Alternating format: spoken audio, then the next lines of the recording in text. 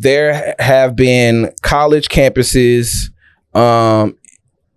right now in the thick of it. Mm-hmm. They're in the thick of it. They are setting up encampments. It started off in Columbia University. They're setting up encampments across America. Yep. College campuses across. UT Dallas just started one today. Yep.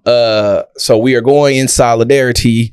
I am wearing my café to support them because clearly the government is not. That's real. And I think for me, the craziest thing one of the newest, craziest epiphanies that I've gotten from this is like what we're doing is we're creating this umbrella, this bubble of people that the government is not going to protect. So of course we know they don't care about Palestinians. Let's be clear. Palestinians,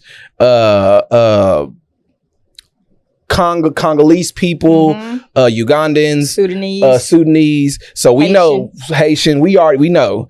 But now this week we've added 2 more groups: college students and elderly people, elderly professors. So what they're showing us is that they are willing to put the interest of an entire foreign, let's be clear here, foreign government over the rights of its own college student body of citizens. That's real. And I'm like, this is insane. I wonder who else is under that, who's under that. And it's, I got more, but.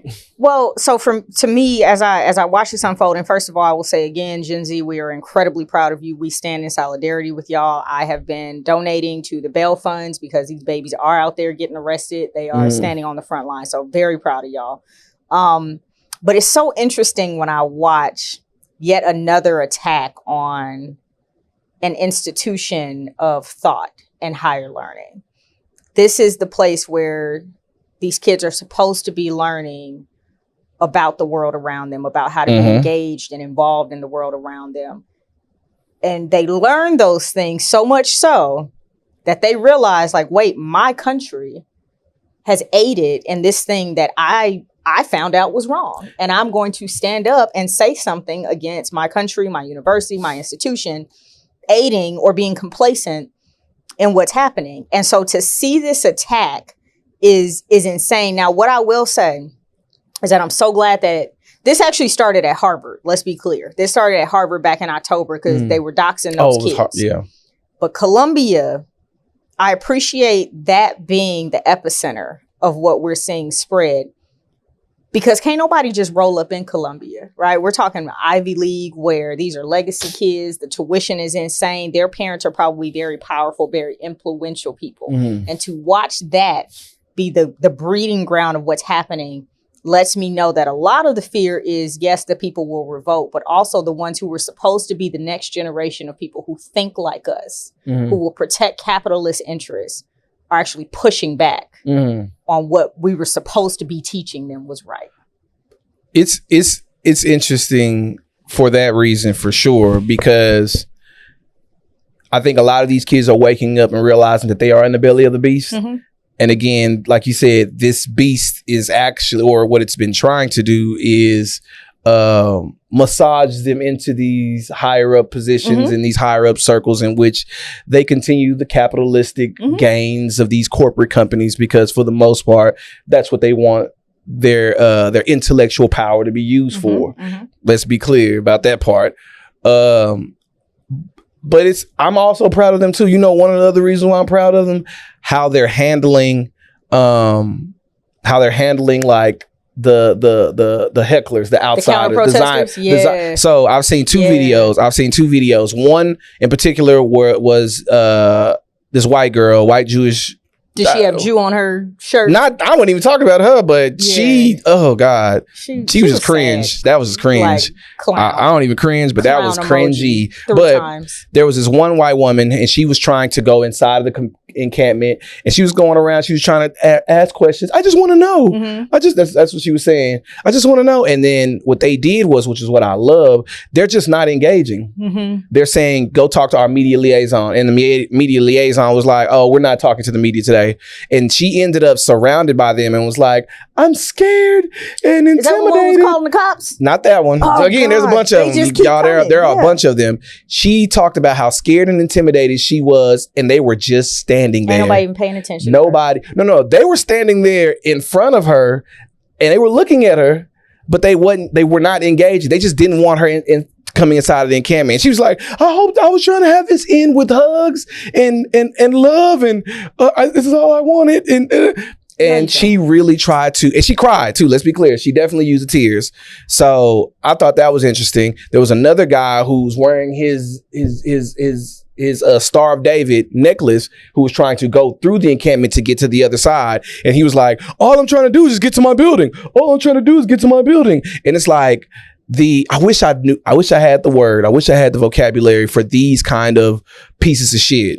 Because I'm, in my mind, if you're really just trying to get to the other side of the building and you have to go through, first of all, we know that you're being insincere because you have the Star of David on your neck. Let's be clear. You're not just trying to go to your building. Like that kind of shit. And you found a camera to say it in you found a camera to say it in front of. The thing about it is, for anybody, if you are not in agreement, or let's just say you just don't want to be involved, the best thing you could do is go around. Not even place yourself. Anybody with good. If I saw a group of white supremacists, like, and I'm by myself, and I'm truly afraid, which is what they're saying. Like, I'm afraid for my life, my safety, all of that. This is what we've been hearing Jewish students say. That's the point. That's another point. So you mean to tell me, like, what is this, like a test of your faith to walk through an encampment if you think you're going to be attacked? Because I'm gonna be honest, if I'm afraid of a bunch of like white supremacists setting up shop, guess who not going in there? Who not? Child. Not I, said the cat. I'm just saying. So y'all, my final point about this, because one thing that just happened last night. Again, let me start off by saying this. All of these white supremacists, colonial settlers, imperialists, again, they all are repeating these same styles, these same activities, these same oppressive actions. It's consistent.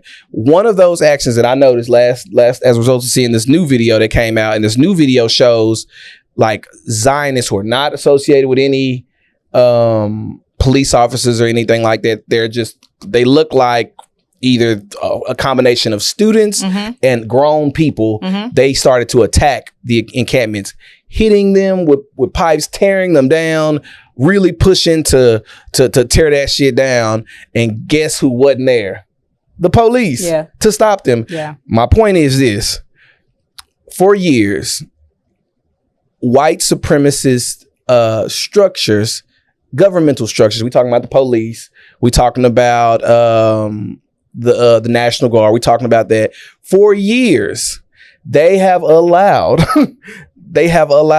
quote unquote the common citizen to participate in violent acts against civil rights movements. They've allowed their own people to do it. Jerry Jones, the owner of the Cowboys, was at when they were allowing black students to go to their school. Jerry Jones was right there watching, saying, I was just curious. No, they were allowing you all this close and allowing you all to spit vitriol because y'all were doing their job for them. So my point is this: that's how you know that they are who they are, because they are allowed, again, same trick. They are allowing, quote unquote, these citizens to be violent towards these resistors, towards the people who only, again, let's be clear, they only just want peace in Palestine. That's all they want. They want for Palestine to not be genocided. That's all. They're calling for it under their American right to protest peacefully and to speak freely. Right. So the fact that like I'm watching these arrests on campus, like they're occupying land. That's it. That's not a, America, you should know something about that, baby. You have occupied quite a bit. Quite a bit. So for me, when I watch the rights of these students being violated, it's insane.